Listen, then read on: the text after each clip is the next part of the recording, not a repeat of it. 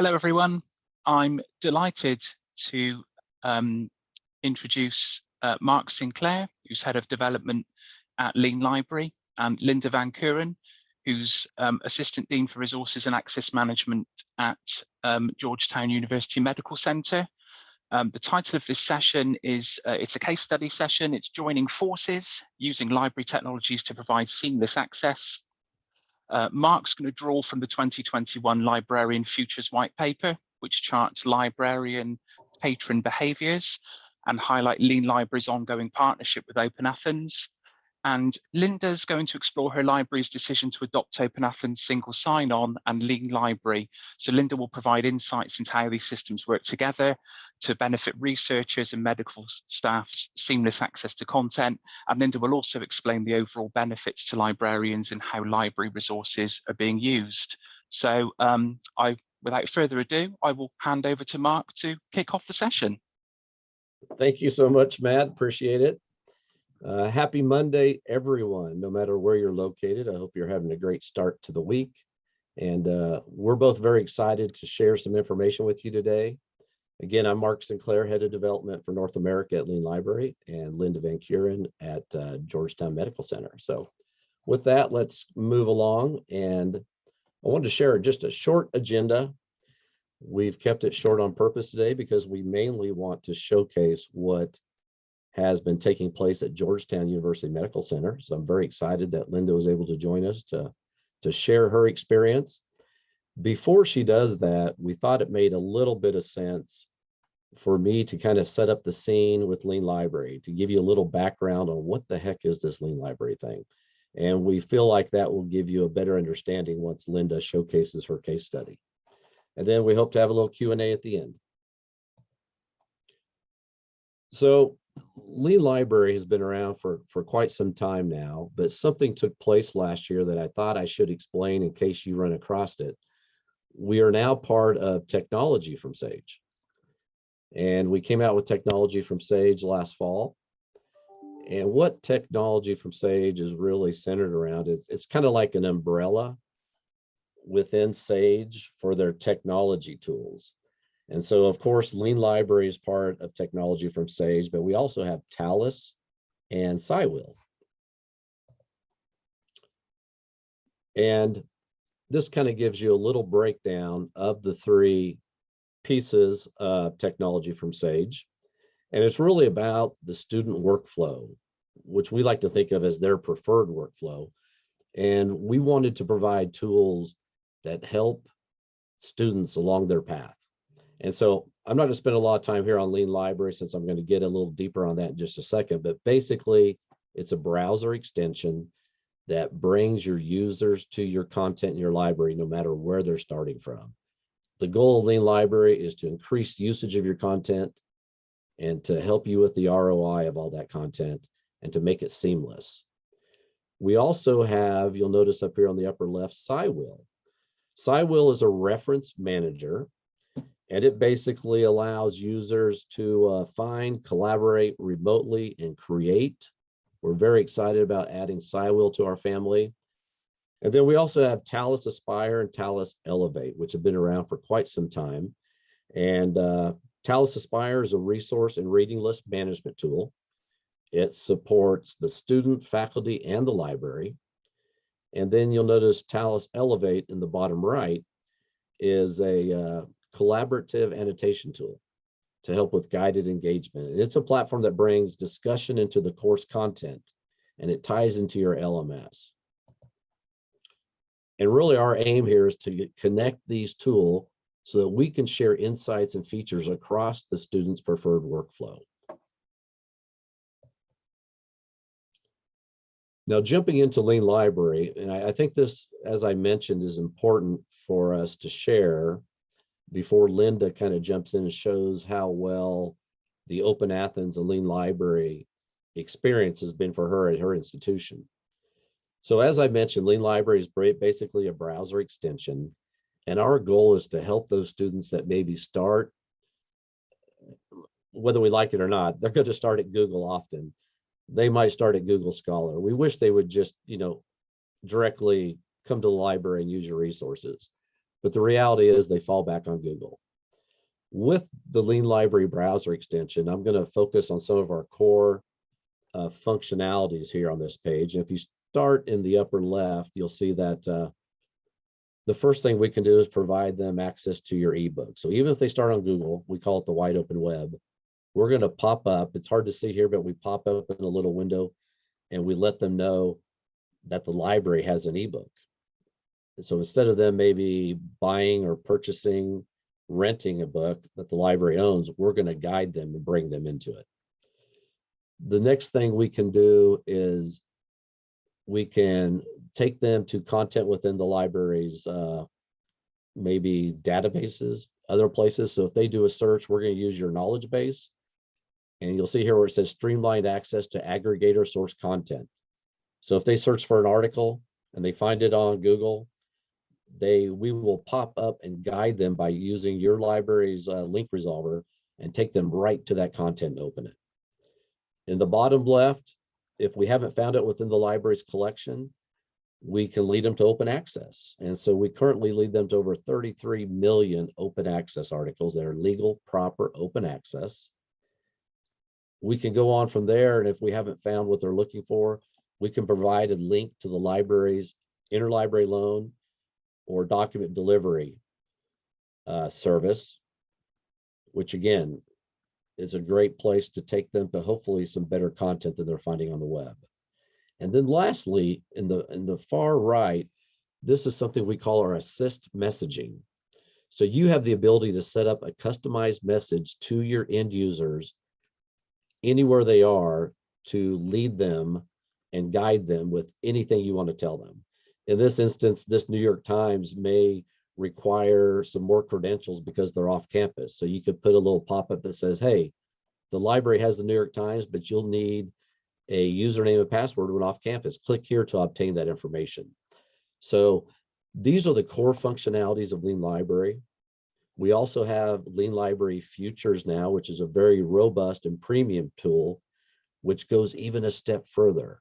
We can now pull content from the library and push it out to your user, whether it's our integration with SpringShare to bring LibGuides and LibChat out to the user, or the fact that we can do a parallel search along your discovery tool at the same time we're searching, the user is searching on Google, and we can provide your discovery list right next to the Google result list, which helps them get into your library and use your tool, your content. So we're very excited about the possibilities of Lean Library and what it can provide. The one piece I didn't mention here is how we started all off by authentication, which is really why we're here today. So I'm going to leave that to Linda here in a second, but she is going to showcase how when somebody first downloads Lean Library, they will select their institution. And then when they do their first research, it's going to guide them to authenticate. And today we're going to showcase that OpenAthens piece. Before Linda showcases her case study, I did want to mention that last year we did a white paper, and it was really about the library and the life of the user. And we were kind of looking at the future of the librarian-patron relationship. And we surveyed over 4,000 librarians across 1,500 institutions. We even had some contributions from SpringShare site, OCLC, and some of our other partners. And the results were very robust, and it's a very in-depth study. And I just wanted you to be aware that if you go to www.librarianfutures.com, feel free to download that report. I think you might find some good insights in that. I'm going to share just a couple of things we learned. First, we asked the question, where do your patrons begin their discovery? And this was pretty interesting, and we broke it down by student and faculty. And you'll notice some of the typical suspects here, you know, whether it was Google Scholar or just a general search engine or the library or PubMed or Web of Science. They all had their favorite place to start. But at the end of the day, we found that 79% of faculty and 74% of students were beginning their research outside the library. And so that's kind of concerning. And it matched up well with our own internal data, where we show that 48% of patrons begin their search on Google Scholar. Speaking of Google Scholar, if they have Lean Library downloaded, we auto-configure Google Scholar in the background so they do not have to set up the links to your library. It makes that whole process a little easier. We were encouraged, though, because on this question we asked, would patrons and librarians adopt a comprehensive digital application of their library? And you know what? We found 82% of librarians and 88% of the patrons said they would welcome the library being more deeply embedded in their workflow. And that's kind of contrary to maybe the notion we might have where they just want to be left alone. So we felt really great about these results because it showed us that we're on the right path and that they do want our assistance. So our partnership at Lean Library with OpenAthens began in 2019. We were very excited when we were able to partner up with OpenAthens. And I'm not going to spend a lot of time here, but just to let you know, we work extremely well with OpenAthens. The authentication process is very straightforward and works quite well.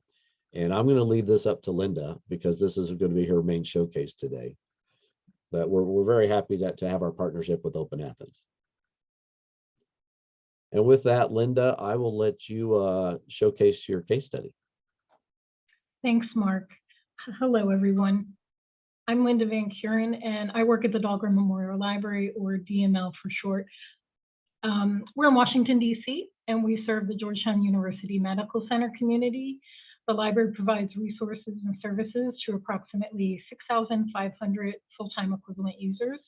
And these are graduate students studying medicine and nursing and health, biomedicine, and the faculty and staff supporting them. We also supply resources to our researchers and clinicians. They're at a cancer center and at a hospital. Our resources are 99% electronic, and that has been our focus for at least 20 years. And like many health sciences library, we serve extremely busy users who need timely, uncomplicated access to high quality information, sometimes even at the patient bedside.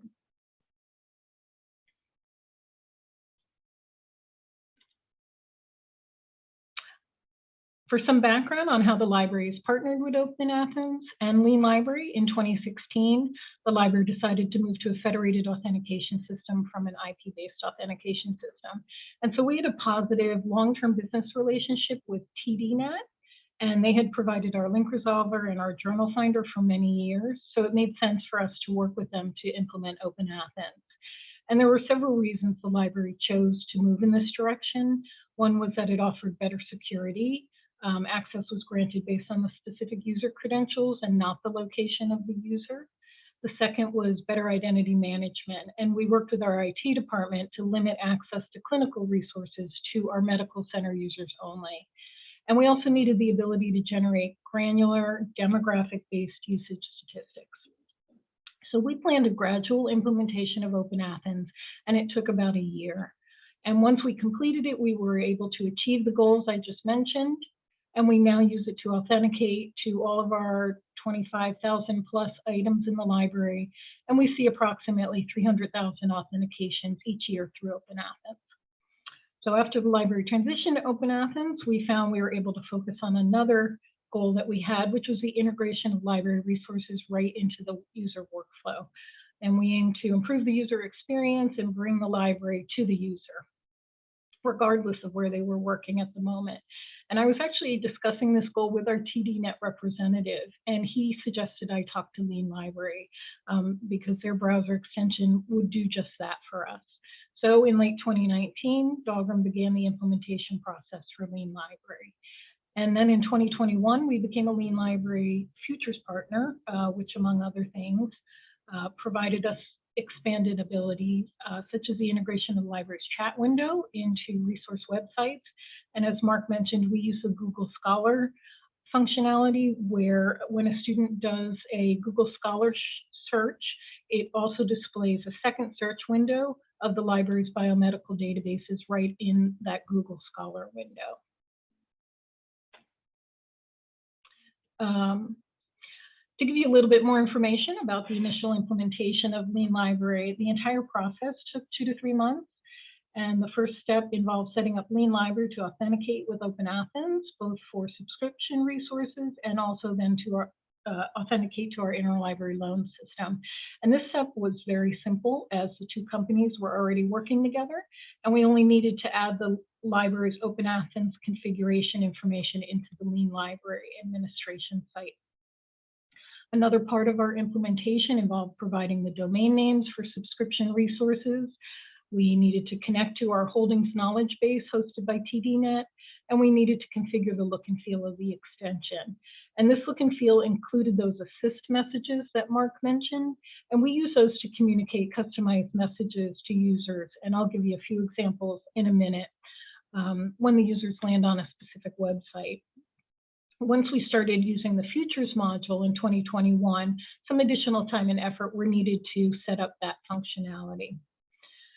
Dahlgren staff promote Lean Library in a variety of ways, including in orientation sessions. All of us have a link in our email signature that lead users to Lean Library. We recommend the use of it in one-on-one consultations and with announcements on the library's homepage. And in the promotional materials, we emphasize with our users that it will save them time, it will streamline their research process, and potentially even save them money on article or book costs.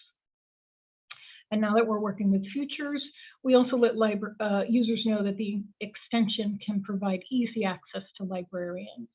So since implementation, we've seen a steady increase in user, and we're also pleased to see that once we gain a user, we retain them.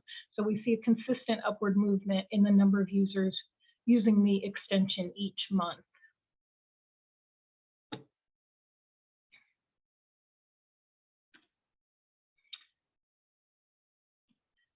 Sorry, the slides are acting a little odd here. So here's an example of the user experience.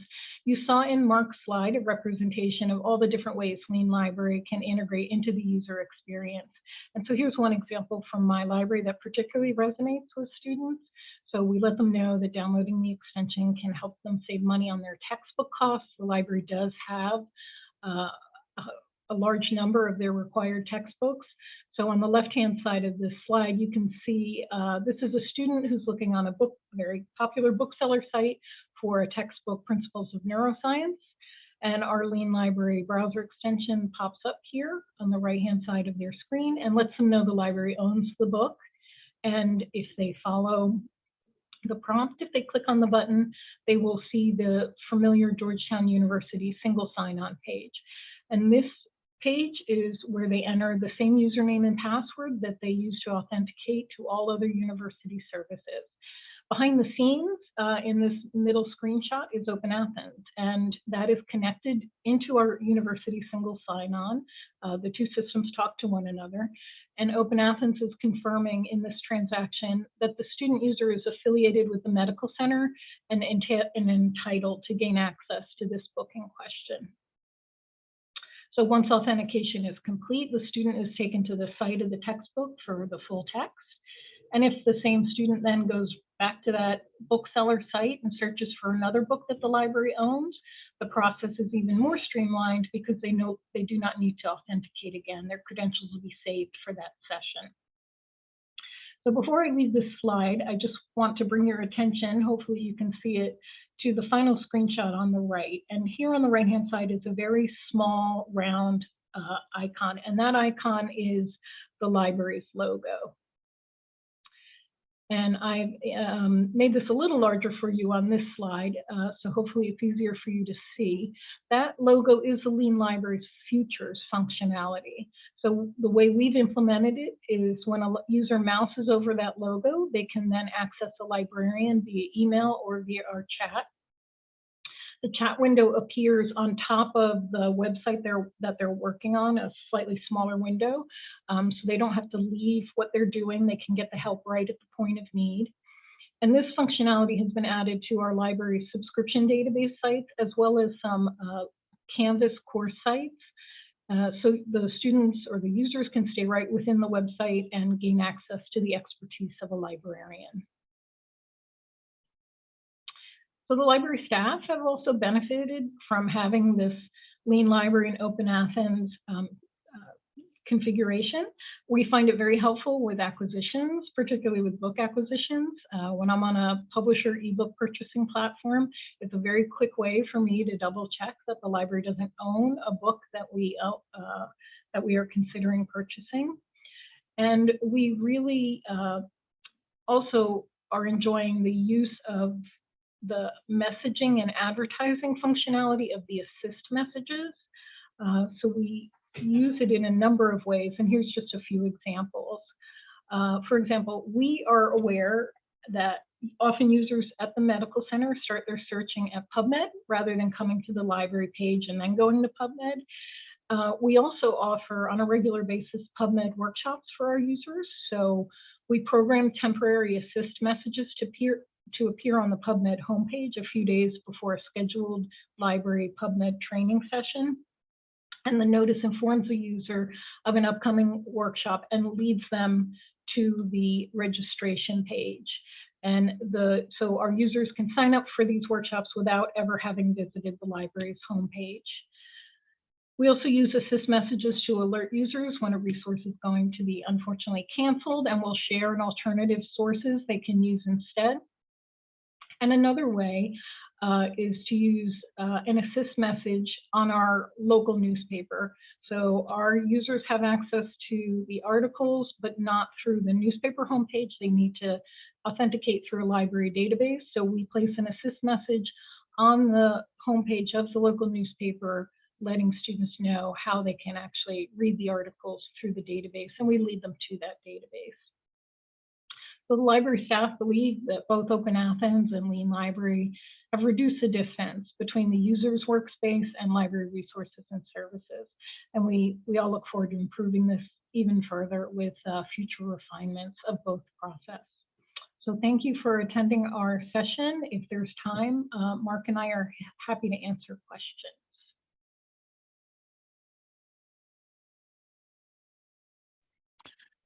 Thank you very much, Mark. Thank you very much, Linda, for a great presentation.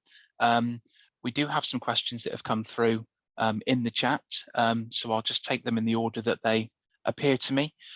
Does the extension work on all websites or just designated websites? Yes, it does work across. And Linda, you might share some of your experience. Regarding websites, we work across all websites and even browsers. We let the user stick to their preferred browser, and we work with all the different types of browsers. And yeah, just to build on that, it does work on any website, and you have the control within the Lean Library administration module to tell it what websites you want it to work on. That's great, thank you. And how easy is it for a user to switch tenancies if they belong to more than one OpenAthens organization?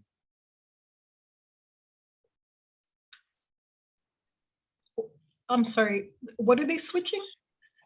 So if I'm guessing the question here is if we have an end user that's affiliated to more than one organization, so has two OpenAthens logins for different institutions, how easy is it for them to switch between them? So when a user downloads the Lean Library extension, they can select more than one institution. Perfect, Linda. Yes, they have the ability to select up to two.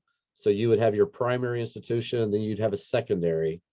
And so that's the current process. You can select two institutions. Brilliant. Okay. I might not get through all of these questions, so apologies to those who have asked questions that we don't get to, but I'll keep going. What fields are used to match against ebook titles? Is it just via the ISBN? I believe it's the ISBN. It is. Okay, great stuff. Thank you. Is your IT pushing the extension to users, or is it self-installed? The extension is promoted by the library and users self-install it. Perfect. Thank you, Linda. I've got a slightly longer one here. So this is for Linda. Can you speak more about how you set up limited authentication to allow just a subset of users to access certain resources through OpenAthens and Lean Library? The person who's asked this question cites that they currently use both products, but they haven't had any success in doing this. Might be one to take offline potentially. Sure, I'll try to give a real quick answer. We worked with our IT department to put a certain attribute in certain users' university account, and that attribute is accessed when the user logs in, and basically OpenAthens either opens the door or closes the door, depending on the availability of that attribute. But I'm happy to reach out separately and talk more about that. That's great. Thank you. And the very last one, will all of the upcoming browser privacy changes impact Lean Library? We hope not. No, we haven't had a major issue yet, but we always try to stay in front of that the best we can, and we feel like we'll be able to address those as they pop up. So great stuff. Thank you. Well, that concludes this session. Thank you once again to both Linda and Mark for taking us through that and for answering the questions that have come through. And yeah, that rounds up this session. So thank you, everybody.